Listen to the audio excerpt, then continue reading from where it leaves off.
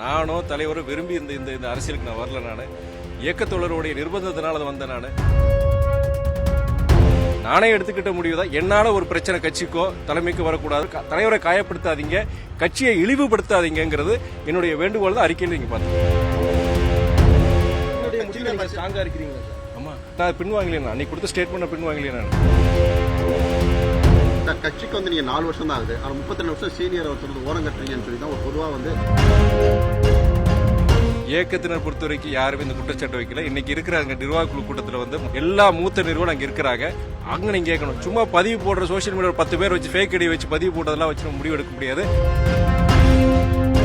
கட்சியும் தலைமையை களங்கப்படுத்துற இந்த போன்ற நபர்கள் வந்து யாரு கட்சிக்காரங்களுக்கு தெரியும். ராஜினாமா ஏற்கப்பட்டதா இல்ல? இல்ல, ராஜினாமா நான் அன்னைக்கு கொடுத்ததுதான். நான் அதை வந்து கொடுத்திருக்கிறேன். நிர்வாக குழுல அவங்க நிர்வாகிகள், மாவட்ட செயலாளர்கள் மற்றும் மூத்த நிர்வாகிகள் அவங்க தான் முடிவெடுக்கிறதா. பட் எனக்கு என்னன்னா, அந்த காரணங்கள் என்னுடைய அறிக்கையில நான் தெளிவாக நான் சொல்லியிருந்தேன், பிரஸ் எல்லாருக்கும் சொல்லியிருந்தேன். நான் அந்த அறிக்கை அந்த இது வந்து இன்னைக்கும் அதில் மாற்றம் கிடையாது.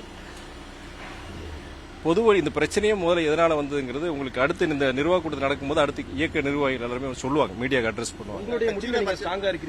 ஆமா, நான் அதனால அறிக்கை நான் பின்வாங்கலையா, அன்னைக்கு கொடுத்த ஸ்டேட்மெண்ட் பின்வாங்கலையா. நான் மதிமுக அலுவலகத்தில் பார்க்கும்போது உங்களுடைய பேரை சொல்லி துரை வைகோ அவர்கள் வாழ்கன்னு தொண்டர்கள் போஸ்ட் அனுப்புறாங்க. உங்களுக்கும் வரவேற்பு இல்ல. தலைவர் இந்த இயக்கம்ங்கிறது வந்து வைகோ தான் மாதிமுக தான் வைகோங்கிறது, அதுல எந்த இதுவும் கிடையாது. மாவட்ட செயலர் நிர்வாகிகள்கிட்ட யாருக்கிட்டயோ நீங்க இந்த மாதிரி பேசுங்க, இந்த மாதிரி நடவடிக்கை எடுங்கிறது சொல்லலை. என்கிட்ட கேட்ட பிறகு எல்லா பொறுப்பாளர்கள் நிர்வாகிகள் என்கிட்ட கேட்கும்போது கூட நான் ஒன்னே ஒன்று சொல்றேன், இது ஏன் நான் சம்பந்தப்பட்ட விஷயம்னால நான் இதுல சொல்ல முடியாது. கட்சியுடைய கடைநிலை தொண்டர், ஒன்றிய செயலர், பகுதி செயலர், கட்சியோட நிர்வாகிகள் என்னதை வந்து நீங்க மாவட்ட செயலர் பிரதிபலிங்க, கட்சி தலைமைக்கு நீங்க பிரதிபலிங்க அப்படின்னு நான் சொல்லியிருந்தேன். என்னுடைய கருத்தா நான் எங்களுடைய மாவட்ட செயலர் நிர்வாகிகள்கிட்டயே நான் சொன்னதில்லை. நான் சொல்ல முடியாதுன்னு சொல்லியிருக்கிறேன். நான் கட்சிக்கு வந்து நீங்க 4 வருஷம் தான் ஆகுது, ஆனா 32 வருஷம் சீனியர் ஒருத்தர் ஓரம் கட்டுறீங்கன்னு சொல்லி தான் ஒரு பொதுவா வந்து உங்க கட்சியினர் மத்தியில் குற்றச்சாட்டு முன்வைக்கப்படுது. இயக்கத்தினர் பொறுத்த வரைக்கும் யாருமே இந்த குற்றச்சாட்டு வைக்கல. இன்னைக்கு இருக்கிறாங்க நிர்வாக குழு கூட்டத்தில் வந்து மாவட்ட செயலாளர்கள் எல்லா மூத்த நிறுவனம் அங்க இருக்கிறாங்க. அங்க நீங்க கேட்கணும். சும்மா பதிவு போடுற சோசியல் மீடியா 10 பேர் வச்சு ஃபேக் ஐடி வச்சு பதிவு போட்டதெல்லாம் வச்சு முடிவு எடுக்க முடியாது. கட்சி யாரு முன்னாடி நிக்கங்கிறது உங்க பத்திரிகை நண்பர்கள், தோழர்கள் உங்களுக்கு எல்லாருக்கும் தெரியும். உங்களுக்கு நிறைய பேர் பேசினாங்க. நான் சொன்னது வந்து இதுதான், ஒரே வார்த்தை. நீங்க வந்து நான் உங்களுடைய முடிவா இருக்கட்டும், நீங்க கட்சியில இருக்கிற கட்சிக்காரங்களுடைய முடிவை வந்து நீங்க தலைமை கிட்ட நீங்க நிர்வாகக்குழு சொல்லுங்க, இப்படி சொல்லுங்க அப்படி சொல்லுங்க. அங்க நான் சொல்லவே மாட்டேன். என்கிட்ட கேட்டாங்க, நான் இந்த மாதிரி சொல்ல போற தீர்மானம் எங்கிட்ட சொல்லாதீங்க, எங்கிட்ட பேசாதீங்க. அது உங்களுடைய முடிவு, கட்சிக்காரங்களுடைய முடிவு. இது என்ன நான் சம்பந்தப்பட்ட விஷயம் இருக்கிறதுனால நான் அறிக்கையை நான் வந்து அன்னைக்கு கூட அறிக்கை கொடுக்கல. அன்னைக்கு நம்ம கட்சிக்காரங்க எல்லாரும் கேட்கும்போது இந்த விஷயம் பொதுவெளிக்கு வந்ததே பார்த்தீங்கன்னா இந்த தோழர்னால தான். ஏன்னா வந்து உட்கட்சியில் நடந்த விவசாயத்தை வந்து அதை போட்டோ வீடியோ எடுத்து வெளியில போட்டு கட்சிக்குள்ள இப்படி இருக்கிறது குழப்பத்தை வீணா வந்து உருவாக்குனதே அந்த தோழர் தான். சரி, இது சம்பந்தமா வந்து பொதுச்செயலர் என்ன சொல்லிட்டு உங்களை அறிக்கையை பார்த்துட்டு என்ன சொன்னாரு? இல்ல, அவங்களுக்கு வந்து எல்லாருக்குமே வந்து அவங்க எதிர்பார்க்கல. அவங்க இந்த மாதிரி நான் கொடுப்பேன் எதிர்பார்க்கல. யாருக்கும் தெரியவும் தெரியாது, எந்த நிர்வாகிக்கும் தெரியாது. நானே எடுத்துக்கிட்ட முடிவு தான். என்னால ஒரு பிரச்சனை கட்சிக்கோ தலைமைக்கு வரக்கூடாது, அவதூறுகள் வரக்கூடாது. நான் இருக்க போய் தான், இந்த பொறுப்புல இருக்க போய் தான் அவதூறுகள் பேசுறீங்க, இது பண்றீங்க.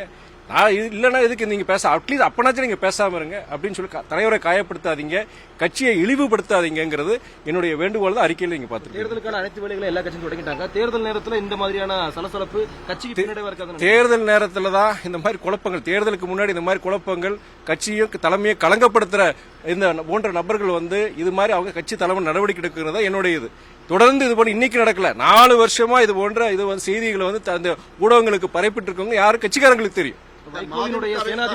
நண்பர்கள் நண்பர்கள் உங்களுக்கு எல்லாருக்கும் சொல்றேன். நான் இதுவரைக்கும் இந்த 7 வருஷத்துல பிரஸுக்கு நான் எந்த கேள்விக்கு நான் மறுத்தது இல்லை. எல்லாருக்கும் நம்ம எல்லாம் என்ன கேள்வி கேட்டாலுமே குற்றச்சாட்டுல வச்சா பொறுமையா பேசுறோம். இது உட்கட்சி விவகாரங்களால நான் இதுக்கு மேல தெளிவா பேச முடியாது.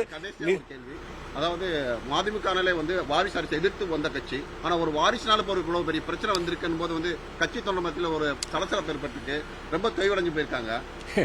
இது வந்து என்னன்னா ஏதாவது உங்களுக்கு எல்லாருக்கும் பலமுறை சொல்லியிருக்கேன், எல்லா நிர்வாகிகளும் சொல்லியிருக்காங்க. நானோ தலைவரும் விரும்பி இந்த இந்த அரசியலுக்கு நான் வரல. நான் இயக்கத்தோழருடைய நிர்பந்தத்தினால அது வந்த நான் சட்டமன்ற தேர்தலில் கொடுத்தது வந்து ரகுராமன் அவருக்கு கொடுத்திருந்தேன் நான் இந்த எம்பி எலெக்ஷன் இதே நிர்வாக குழு எம்பி எலெக்ஷனுக்கு முன்னாடி எங்களுக்கு சீட்டு ஒதுக்குறதுக்கு அப்போ தயவு செய்து ஒரு சீனியருக்கு கொடுங்கன்னு தான் நான் சொல்லியிருந்தேன் நான். ஒட்டு மொத்தமா நீங்க சட்டமன்ற தேர்தல் எடுத்த முடிவு இப்பயும் நீங்க எடுக்கக்கூடாதுன்னு சொல்லிட்டு நிர்பந்திக்கப்பட்டு அப்பயுமே இந்த பொறுப்பை நான் கொடுத்தாங்க. என் மனசாட்சிக்கு நான் வந்து இதா இருக்கிறேங்க. எல்லாம் எனக்கு பொறுத்த வரைக்கும் எந்த வித உள்ள ஒரு எதுவுமே கிடையாது. வைகோனுடைய சேனாதிபதி நான் தான் அப்படிங்கிற மாதிரி இல்லாத கார்ல போறீங்க. இது தலைவர் அதாவது முதன்மைச் செயலர்கள் வந்து இருக்கும்போது கட்சி கார் யூஸ் பண்ண முடியும். முதன்மைச் செயலர் பதவி இல்லாத போது நான் அந்த காரை யூஸ் பண்றது இருக்காது. இல்ல நான் கொடுத்திருக்கிறேன் அவ்வளவுதான், அவங்களுடைய முடிவு அவ்வளவுதான். வைகோனுடைய சேனாதிபதி நான் தான் மல்லை சத்யா ஒரு அறிக்கை விட்டுருக்காரு காலையில. இல்ல அவர் மாத்திரம் சேனாதிபதி இங்க இல்லைங்க, கட்சியில அத்தனை பேர் சேனாதிபதி தலைவருடைய தளபதிகள் தான். அவர் மாத்திரம் அந்த உரிமையை கொண்டாட முடியாது. கடையில இவருக்குனாச்சு இத்தனை தடவை வாய்ப்புகள் கொடுத்திருக்காங்க. ஒவ்வொரு தேர்தலையும் சட்டமன்ற தேர்தலா இருக்கட்டும் நாடாளுமன்ற தேர்தலா இருக்கட்டும் கூட்டணி இருக்கோ இல்லையோ அவருக்கு வாய்ப்புகள் கொடுக்கப்பட்டிருக்கு. அவரோட 10 மடங்கு வேலை பார்த்தவங்களுக்கு எல்லாம் வந்து எந்த வித வாய்ப்பும் கொடுக்கும். ஆனா இன்னி வரைக்கும் அவங்க விசுவாசம் கட்சிக்கு இருக்கிறாங்க, எந்த இதுவும் சொல்லல. அனைவரும் தலைவர் இந்த இயக்கத்தில் இருக்கிற ஒவ்வொருத்தரும் தளபதியும் சேனாதிபதிகள் தான். முடிவுல நீங்க ஸ்ட்ராங்கா இருக்கேன்னு சொல்றீங்க. நிர்வாக கூட்டத்துல சுமூக முடிவுங்கிறது வந்து அது வந்து தலைமை என்ன நினைக்கிறதோ அதான் அவங்க தலைமை முடிவு இறுதி முடிவு. பரிசீலனை பண்ண சொன்னா நீங்க பண்ணுவீங்களா சார்? இல்ல அதெல்லாம் போட்டோம். இன்னைக்கு நிகழ்வுகளை பொறுத்த வரைக்கும் இப்ப நானே தவறு செஞ்சு வச்சுக்கோங்க, ஏன் நடவடிக்கையில தவறு நிர்வாகிகள் யாரும் பேச போறாங்க. அப்ப நான் தவறு செஞ்சேன்னா அது நான் அப்ப என்ன தவறு செஞ்சேங்கிறது இது பண்ண போறாங்க. இந்த நிர்வாக கூட்டத்துல எல்லா நிர்வாகிகள் மூத்த நிர்வாகிகள் பேசுறதை வச்சு நம்ம முடிவு எடுக்க முடியும். சரி, நன்றி நன்றி நன்றி. செய்திகளை உடனுக்குடன் தெரிந்து கொள்ள உடனே சப்ஸ்கிரைப் பண்ணுங்க.